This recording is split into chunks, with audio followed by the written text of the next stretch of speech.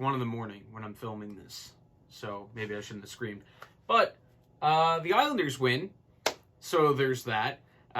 Rewarded for staying up so late, going back to the office for the first time since COVID, since I got COVID, fun stuff. And the Islanders at least making me feel relieved going to bed.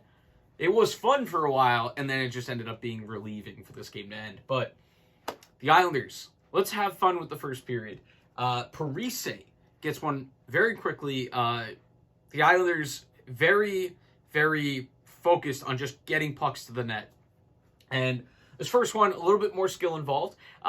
Good drive towards the net by Dobson. And I love, because you got to do what you can to keep the goalie's eyes out of the equation. And Noah Dobson does this by making it kind of look like he's going to duck around the net and just sliding it back in front. And the Canucks do not tie up Zach Parise. He puts 1-5-hole. Jaro Halak in goal at this point. And it's 1-0 Islanders. Islanders like 3-4 minutes into the game.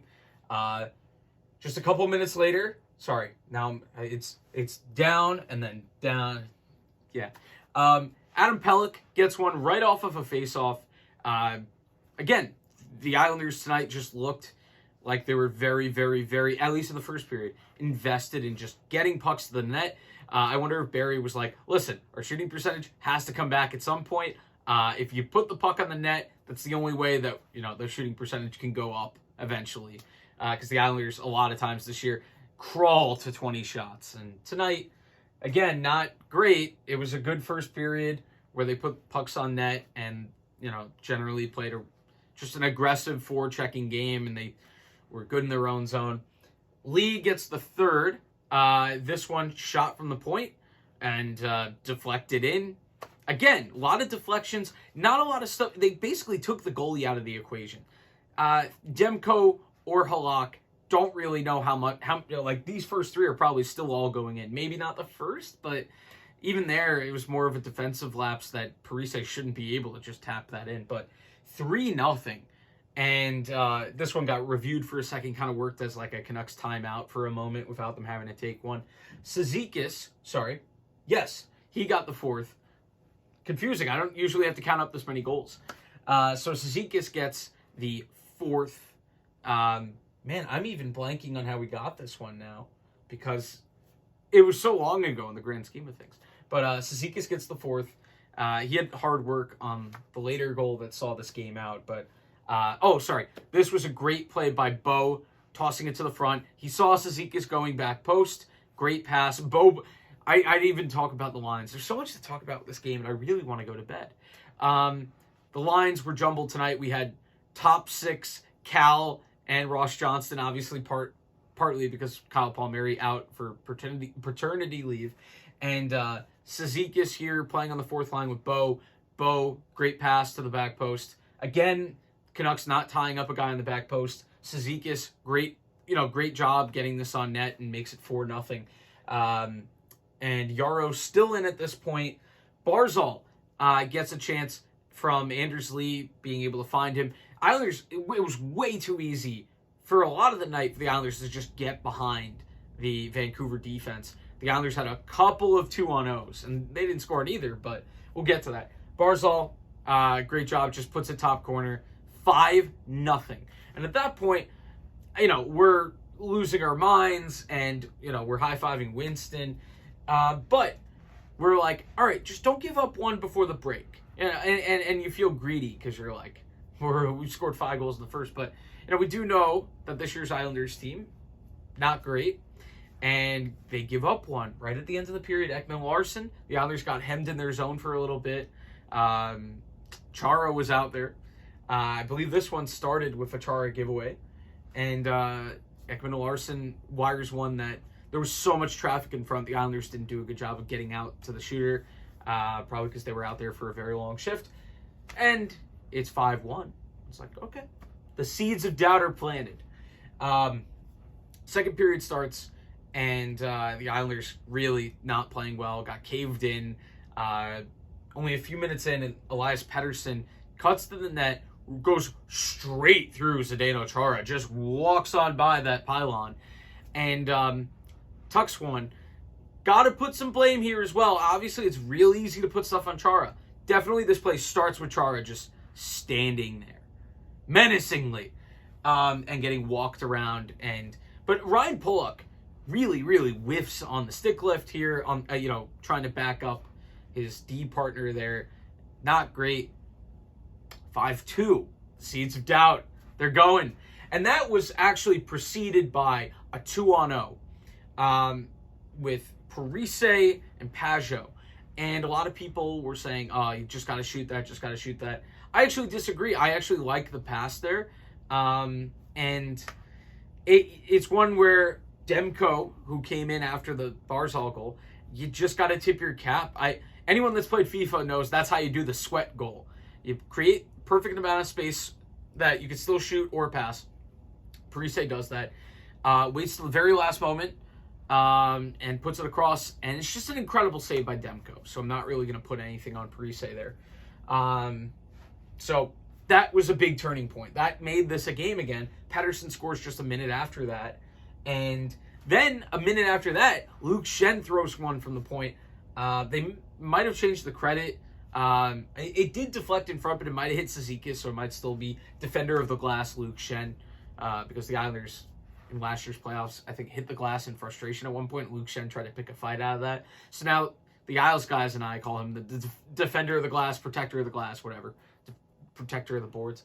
So Luke Shen gets one there after getting beaten up in a fight with Ross Johnston, trying to get the team going after, I think, the third goal or the second goal. Islanders scoring 3 goals in I think it was 3 minutes. Just like the fastest in franchise history. It was a weird first period.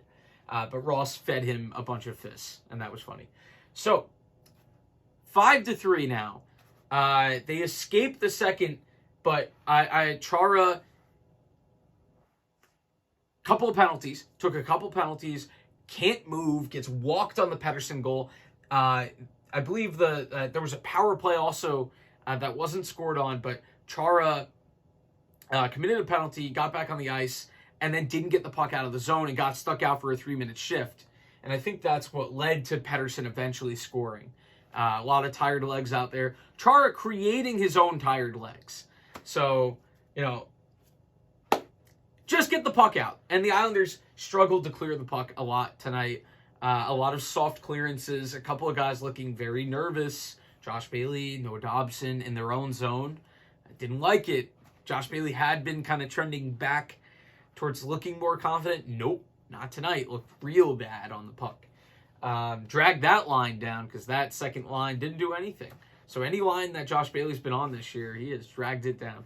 So maybe keep dropping him in the lineup. Maybe Bo moves up and Bailey goes to the fourth. But anyway, 5-3. They do get through 2. And Sorokin comes to play to start the third, thankfully. Makes a bunch of big saves. Period started with Chara doing a no-look back pass behind his own net to no one that gets stolen. Great stuff there. I think I finally started to notice Chara's ice time diminish, because how could it not? If that was a rookie making those mistakes out there tonight, penalty, giveaway, get walked for a goal, be on the ice for all 3 goals, he would be in Bridgeport. Zdeno Chara is not an NHL defenseman anymore. And I hate this because, you forget how good a guy is. I hate when players overstay their welcomes. That could have happened with Tom Brady, but it didn't because he was just good forever. But, imagine if Tom Brady finished his career as bad as Chara is finishing his. And, there would be kids, as the same kids that are saying, oh, Trayvon Diggs is as good as Darrell Reeves. Shut up. Get out. Those same kids right now are probably thinking Chara's the worst defenseman ever to play. And he is currently. But anyway, 5-3. Sorokin makes a bunch of big saves to start the third. The Islanders take a while to get going. Eventually, about halfway through the period, they have their first good shift since probably the first. And don't score on that one, but it did kind of help salt away a lot of time. There was a smart play near the end where Adam Pelech, told Sorokin to play the puck so it wouldn't be icing, killed an extra 30 seconds. Pelech, one of the higher IQ players on the team, I think, from a hockey sense. Then at the very end, after a couple failed clears, Martin does get the puck down the ice, and Tyler Myers gets chased down by Casey Cizikas. Stick lift, steals it, Myers falls. Great sauce pass to Martin, who started the whole play. Martin finishes. Game, set, match. Islanders salt away the rest of the game. And, Islanders win. Very eventful. Don't know how Zdeno Chara has a job at this point. Oh, I noticed also Wally doing a lot of the things Barry has been begging him to do. So let's give some credit, hopefully, with more ice time. I don't need him to talk, in the press. We're past that moment. We're past him, the big kerfuffle over that. Just give him more ice time, and all is forgiven. He did a good job tonight of getting the puck in deep. I didn't notice too many giveaways, and I thought Wally played the game that, we're wanting him to play. That's all I got. Thrashers jersey. I got it in the mail today. I don't have a Canucks jersey, so I just wanted to put that up there. Thank you, eBay. All right, that's it. Thank you for watching. See you in the morning. That was weird. Bye.